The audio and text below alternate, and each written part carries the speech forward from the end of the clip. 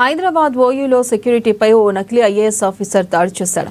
OU physics department వద్ద urine చేస్తున్న నకిలీ ఐఏఎస్ ఆఫీసర్కు యూరిన్ చేయొద్దని సెక్యూరిటీ గార్డ్ సాయినాథ్ హెచ్చరించారు. దీంతో నువ్వెలా చెప్తావంటూ దాడికి దిగాడు. దీంతో బాధితులు ఓయూ పోలీస్ స్టేషన్లో ఫిర్యాదు చేయడంతో నలుగురు నిందితులను అదుపులోకి తీసుకుని రిమాండ్కి తరలించారు. ఇక ఇన్నోవా వెహికల్ను ఓయూ పోలీసులు సీజ్ చేశారు.